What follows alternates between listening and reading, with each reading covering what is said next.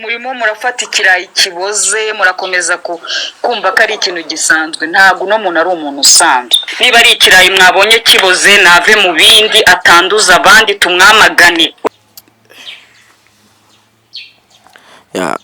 Nkatwe nk'urubyiruko tuvuga ati twibuke tuniyubaka, ariyo gahunda iriho. Murimo murafata ikirayi kiboze murakomeza kumva ko ari ikintu gisanzwe. Ntabwo uno muntu ari umuntu usanzwe. Niba ari ikirayi mwabonye kiboze nave mu bindi atanduza abandi tumwamagane. Uyu nguyu murabona adafite ingengabitekerezo yatuma ajya no muri arena akayitwika. Niba bizi neza ahantu se yarari muri icyo gihe ari kuvuga n'ahantu u Rwanda twebwe aka kamwanya ruri. Magambo yabwiye His Excellence wacu Paul Kagame, amwe mu magambo ateye isoni, ateye ubwoba.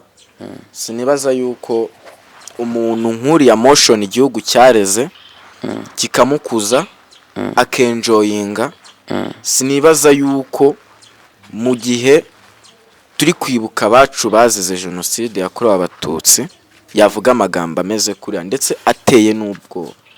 Twongeye kubaha ikaze bakunzi ba Imena TV show aho muherereye mwese mukomeje kudukurikira umunsi ku wundi. Tubabwira ati mukomeze mugubwe neza, mwebwe mukomeje gutwereka ko mudukunda, abo mu Rwanda cyangwa hirya no hino ku isi hatandukanye, haba mu Canada batureba, abo muri Amerika, hirya muri Africa, East Africa yose tunaturishuje. Mukomeze mugubwe neza. Iyi ni Imena TV show, tubana umunsi ku wundi, kandi ubungubu murabona kuri screen tuzanye umuntu tuje kuba twavuga ku kintu kijyanye na trend news, aho muri minsi turi kubaha ubuhamya cyangwa turimo twiyubaka nubwo tuki muri ya misi 100 yo kwibuka abajije jenoside mu 1994.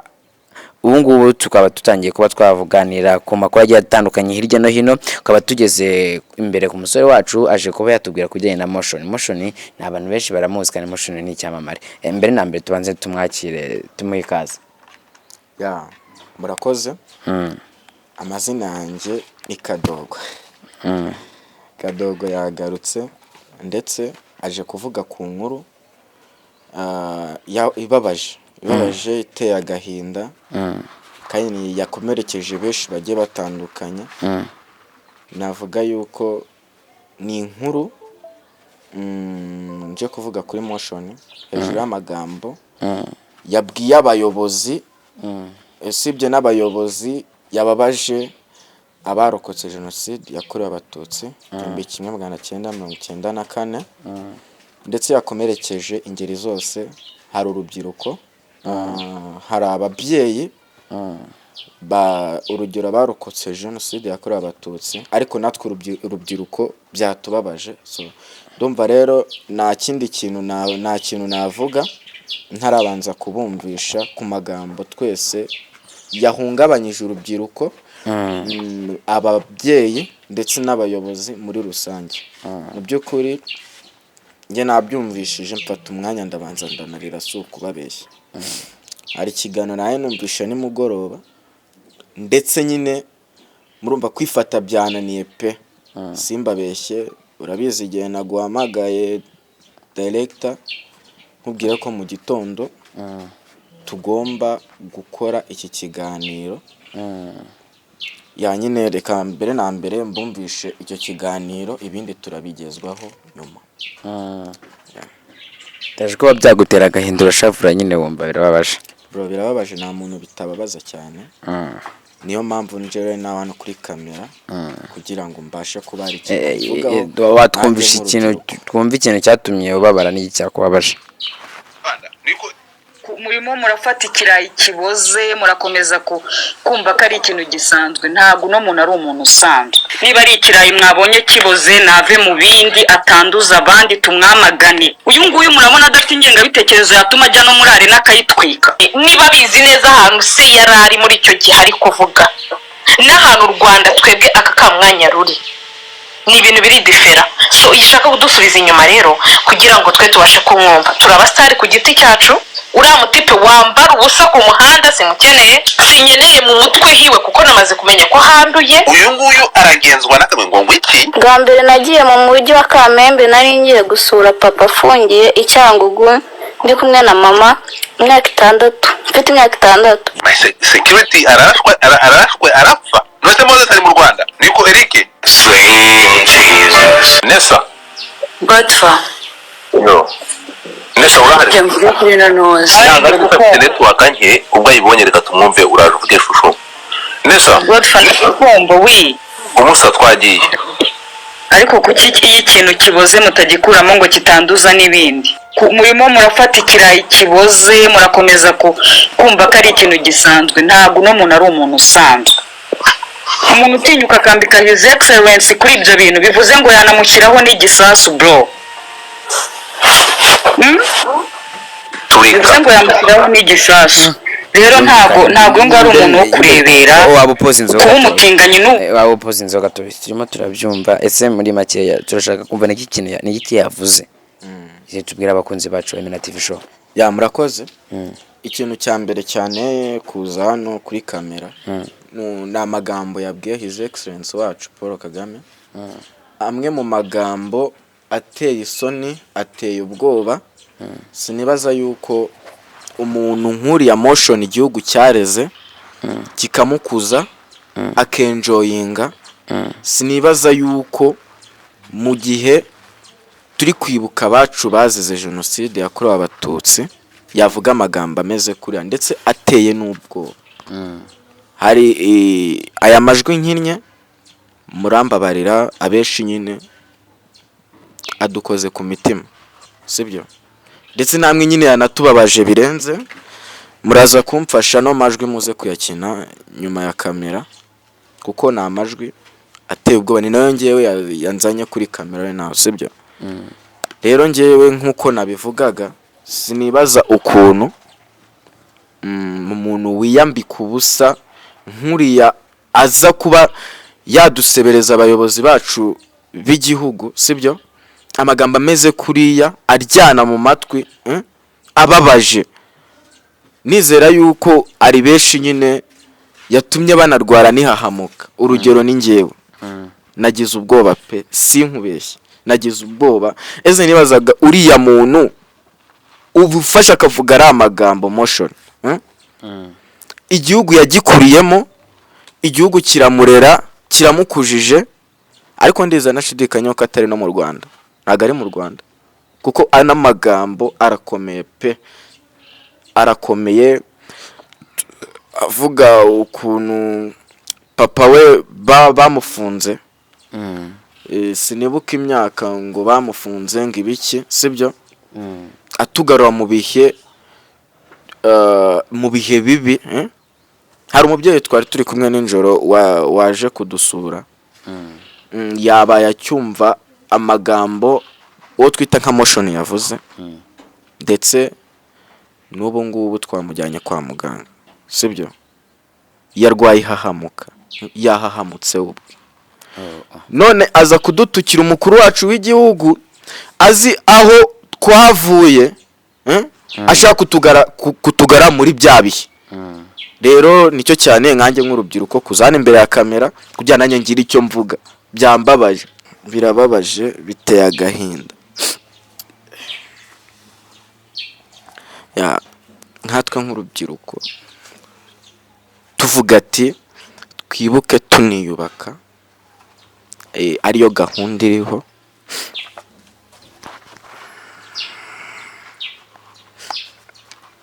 Murambabarira njye emosiyo zanjye, murambabarira cyane, ariko ndasaba nyine mu burenganzira mbashe gukina no majwi kuko ndumva njye nta kindi narenzaho cyangwa navuga kuko nayo arivugira.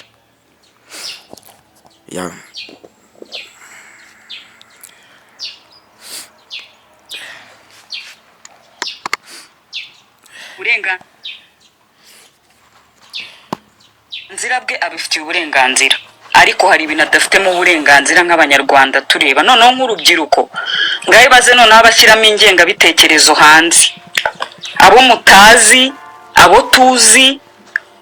Wibaza ibintu ashobora kubavugira hanze tutazi. Ibi ni byo twamenye, bivuze ngo niyo abonye abandi bantu hari ibintu byinshi atekereza. uyu nguyu yanakambika his excellence Gisasu bro, ntabwo ari umuntu usanzwe. Niba ari ikirayi mwabonye kiboze nave mu bindi atanduza abandi, tumwamagane nibiba ngombwa na kampeyini ze zikorwe. subiramo ako kantu Ikiboze kandi ikirayi kiboze bagikuramo kugira ngo kitanduza ibindi. Ikirayi kimwe mu mufuka w'ibirayi cyanduza ibirayi byose bikabura bakabimena.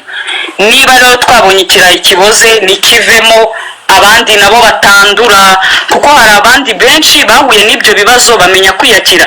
Dufite abantu bakoze jenoside basaba imbabazi, nk'abanyarwanda twicara turabababarira. Rero hari abandi benshi bafite imitima nk'iyafite bagenda bashyiramo n'abandi iyo ngengabitekerezo avuga ati turasaba ariko imbabazi z'icyo ariko turakomani. Abantu hano bafite ingengabitekerezo, noneho nimubona yageze mu rubyiruko mujye muyamagana. Yirirwana n'abahanzi, yirirwana n'abantu benshi, ibyo avuga ngo kujya hanze se hariya ni mu ijuru ari bari yagenda akanagaruka, ntabwo tuzi ibyo azazana. Uyu nguyu murabona adafite ingengabitekerezo yatuma ajya no muri arena akayitwika. ahubwo ntabwo ari arena gusa sheri, afite ibibazo afite n'uburwayi bwinshi cyane tugomba kumuvuza. Afite uburwayi abanyarwanda bakiri batoya bagomba gukandamizwa n'ibitekerereze mibi y'uyu muhungu. Even ku bantu bakorana, sibyo, hano dufite abantu benshi cyane bakorana muri kampani imwe nabo, ariko mu gihe umuntu agifite mu mutwe hameze gutya, Imana ihari chip, twebwe tutakabaye dutekereza gukurikira uyu muhungu rwose. Niba ari umuhungu niba ari umugore, I don't care. Abantu nk'aba ba feke mu mitwe njye simbakeneye. Godfather, ndakwinginze abantu ba feke nk'aba tubakure mu biganiro byacu, kuko tubana na vari badakwiriye tubahereza imana, tubahereza uburemere bwo sinzi, ntabwo nzi ukuntu nakaye ndi kuvuga ku mushinzi nk'uyu nguyu kwihanganira ubutinganyi bwe ntabwo yanduza abana basaza bacu barabibona, barumuna bacu barabibona, turabyihanganira. Masikini ejo yaje avuza induru hejuru y'imbwa, turabibona turabyihanganira. Mwana ibaze niba ari noneho turi mu kwa kane mwakoze umugongo abagore aho ngaho ngo iki mwakoze umugongo umva oya mwana byihorere, twe turi mu kwa kane, turi mu gihe cyo kwibuka. Urubyiruko rwose twashyize imbaraga mu bintu byo kwibuka. Masikini tujya twumva ngo nta nubwo tumutegetse ko amukunda sheri. Dufite urukundo abanyarwanda twese rwo gukunda Kagame, dufite imbaraga nyinshi zo gusipendega kuri Kagame nawe nk'uko abidukorera, sibyo? Ni umubyeyi wacu twese, tuzi ahantu yadukoye, tuzi ahantu tugeze. Mani niba bizi neza ahantu se yari ari muri icyo gihe ari kuvuga n'ahantu u Rwanda twebwe aka kamwanya ruri, ni ibintu biri difera. So ishaka kudusubiza inyuma rero kugira ngo twe tubashe kumwumva. Turabasitari ku giti cyacu wenda, okay, reka mvuge kuri kote yanjye njyewe Linda rwose sinyeneye ni motion yaryo, ni Moses, ni biki uriya mutipe wambara ubusa ku muhanda simukeneye. Mfite basaza banjye bazamureba, uri kumva? Sinyeneye mu mutwe hiwe kuko namaze kumenya ko handuye, uri kumva?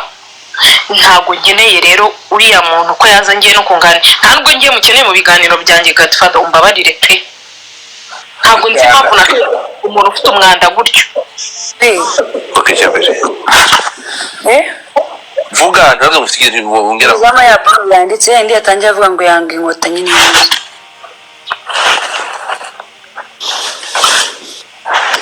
iyi ngiyi. yego. Hano kuri kane hano cyavuze ngo papa ni umurinzi w'igihango. Abantu twita abarinzi b'ibihango ni babandi nyine like batabarigize inuza uruhare muri jenoside, batabarigize nyine ikintu kimwe bakora. Kuko tubizi neza abo bose ntabwo bigeze bica. Abo duha nyine like abo bisa abarinzi b'ibihango ni babandi badafite aho bahuriye na jenoside, badafite ikintu kimwe bakoze. Rero ibyo kiri kuza kivugishwa ngo se ngo ni umurinzi w'igihango ngo yahishe ngo harere Imana ngo ibiki n'ibiki. Ntabwo twebwe ibyo ntabwo tubikiyaringana nubwo bitureba, ntabwo bitureba pe. Mana yanjye ndi kumva nazi cyo kumwarakaye ndikumva nuje nka ndikubona gushobora no kuvuga byiza asebya wenda reka twituye n'ako gaciro abarinzi b'ibihango nareke kuza asebya abarinzi b'ibihango yitwaje ngo ngo papa we ngufunze wa mugani warinda aragenda akurikirane dosiye ya se akurikirane n'icyo yazize ntaza turata imbere ngo ni umurinzi w'igihango si ikigoryi kizi ko turi mu kwa kane abantu bagiye bibabarira ibiki n'ibiki man pole sana ikigoryi gusa ntabwo kizi intambara ababyeyi bacu baba bari kurwana nabyo bagira ngo bagire bikuremo ibintu barimo motion ahageze mind ziwe cyangwa n'ibitekerezo bye ntabwo ako gahinda abandi barimo kamureba nta mutima gifite wo kureba ako gahinda abandi bafite ahubwo ikintu mwakora mwe ni uko mwamurwanya mukamukumira nk'urubyiruko kuko niba yanditse gutya buriya ntugire ngo ntiyabura abamukurikiza bumva ubu busa yavuze barahari ahubwo twebwe twavuga ngo twabirwanya gute naho agahinda twe dufite muri aka kanya we ntikamureba nta nubwo ashaka kukamenya kwakanisha ikigoryi gusa jya mbere the thing is umuntu ugana if nyine abari bahari at that time muri 1994 ngira ngo abantu badukurikiye aka kanya abanyarwanda abadiaspora mu bihugu byose ntabwo niyumvisha yuko umuntu nk'uyu nguyu wa mugani wiyambika ubusa akora ibintu bidafite discipline avuza no magambo akomeye cyane njye ntababeshye iki gikomere yanteye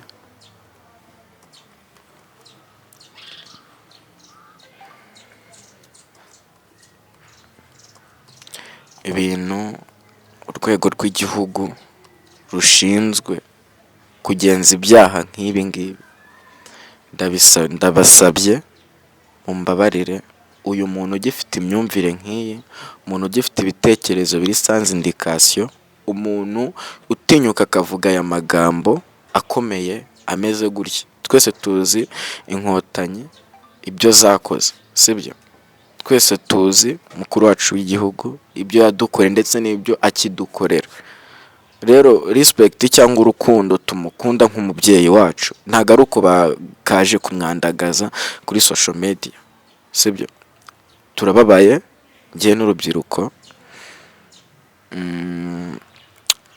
ikintu cyo nasaba ni uko bakurikirana motion wa mugani sinumvishe ko aya magambo akomeye yavuze adafite indi group adafite abantu bamukurikirana sibyo arabafite pe ahubwo tugerageze dukumira icyaha kitariyongera cya kitaraba kuko ubu deja cyamaze kuba ndakeka ari abantu benshi cyane bagikurikiye ndetse bagikurikira ariko nyine nje mbasaba nk'abayobozi bacu dukunda twubaha bareke kugumya guharabika urwatubyaye gutya so nicyo nabasaba nka Kadogo yewe kubanze ku izina nka Kadogo ariko amazina yanjye banyita Byiringiro Jonathan ndabasabye basi mwibinkorera mubikorera urubyiruko umuntu wabajwe nuko bashatse kuba bapobya wenda yavuga amagambo y'ingengabitekerezo ni ikihe kintu wabwira abantu cyangwa abasore cyangwa urubyiruko bagenzi bawe muri ibi bihe tuba turimo twiyubaka ikintu cyo nababwira cyo bakomeze kwibuka baniyubaka kuko navuga ko iki ari nk'icyuma kije kudushengura kitwibukije ahahise twe tuba tudashaka no kugera sibyo ariko rero dufite abayobozi beza badukunda ababyeyi beza siniyumvisha yuko ibi bintu yabivuga cyangwa yabivuze akaba aricaye aratuje ahari hose ndakeka ko u Rwanda rwacu dukomere kubaka u Rwanda rwacu twifuza kandi nyine nabo ntago bicaye ntago batuje bari gushaka icyatuma tubaho neza umutekano ni wose mu Rwanda so rero ndumvisha ko no baticaye bari gushaka icyatuma ingengabitekerezo itazongera kubaho ukundi, kandi ikintu nababwira nka Kadogo, dukomeze kwibuka twiyubaka. Murakoze. Murakoze cyane bakunzi ba Imena TV show, tukomeje kubabwira ko twibuke twiyubaka kandi tunarwanya abantu bazana amagambo y'ingengabitekerezo, kuko murabizi twanyuze muri byinshi. U Rwanda rufite amateka kandi rwari yubatse rugeze ahantu heza hakomeye. Rero abantu bagifite ibyo bitekerezo byo tubabwira ati tubamaganire kure, kandi n'ubu namubona mwigisha umubwi ibyo bintu arimo arishyiramo sibyo. Cyangwa tubabwira ati mukomeze mugubwe neza aho muri hose.